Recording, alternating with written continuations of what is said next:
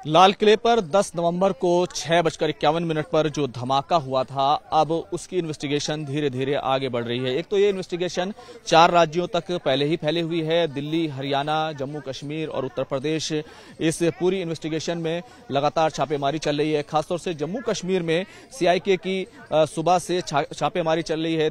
13 locations पर छापेमारी हुई है और पिछले 2-3 दिनों की अगर बात करें तो ये जो छापेमारी है ये लगभग 450 लोकेशन पर छापेमारी हो चुकी है। अब तक जो खबरें आई हैं उसमें लगभग 18 लोग ऐसे हैं जो मशकूक हैं, जिनको पकड़ा गया है, जिनको गिरफ्तार किया गया है और लगातार जो क्वेश्चनिंग का दौर है वो चल रहा है। फरीदाबाद में जो अल-फलाह यूनिवर्सिटी है वहां पर पहले ही इन्वेस्टिगेशन चल रही है और जिस कार की तलाश थी, एक तो i20 कार थी जिसमें ब्लास्ट हुआ, उसके बाद इको स्पोर्ट जो लाल रंग की कार थी उसको भी फरीदाबाद पुलिस ने बरामद कर लिया और उसको भी अब इन्वेस्टिगेशन उसकी भी की जा रही है। लेकिन एक नई कार का मामला भी अब सामने आया है। बिरेजा रंग की कार थी तो एक तो उसको भी लेकर के जो है उसकी भी तलाश की जा रही है।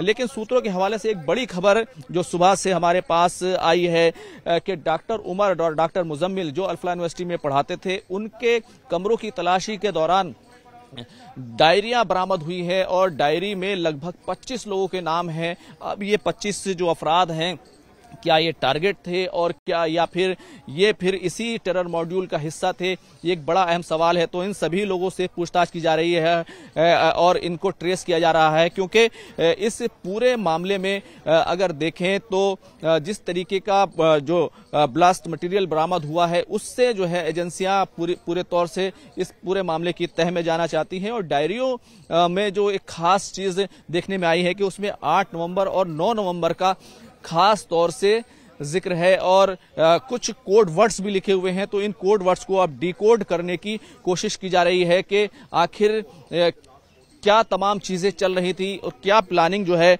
वो की जा रही थी। आपको मालूम होगा कि ये जो डायरियां बरामद हुई हैं ये कमरा नंबर 4 और कमरा नंबर 13 से हुई हैं, जो अल-फलाह यूनिवर्सिटी में मुजम्मिल और उमर के जो कमरे थे वहां से बरामद हुई हैं और उसी जगह से 360 किलो अमोनियम नाइट्रेट बरामद हुआ था।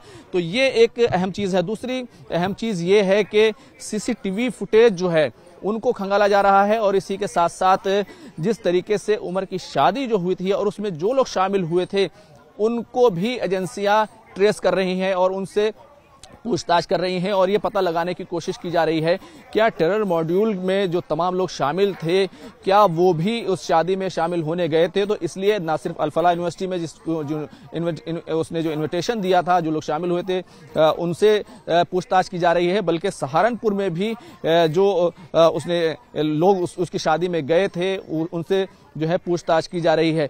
तो इसी के साथ साथ एक जो सेशन ऐप जिसके जरिए कम्युनिकेशन होता था उसमें जो बातचीत होती थी, क्योंकि उस सेशन ऐप में कोई डेटा स्टोर नहीं होता है, तो उसको भी ट्रेस किया जा रहा है। और 2 टेलीग्राम ग्रुप का भी पता चला है जिसके जरिए से ये लोग आपस में बातचीत करते थे। अब इसमें सवाल ये है क्या उसमें कोई हैंडलर शामिल था और कौन कौन लोग उसमें शामिल थे।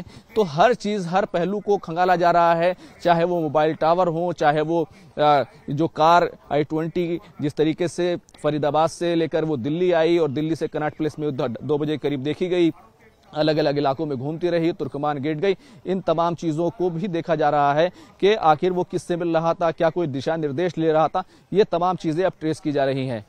कैमरामैन मुनमुन सिंह के साथ खुर्रम शहजाद, न्यूज़ 18 दिल्ली।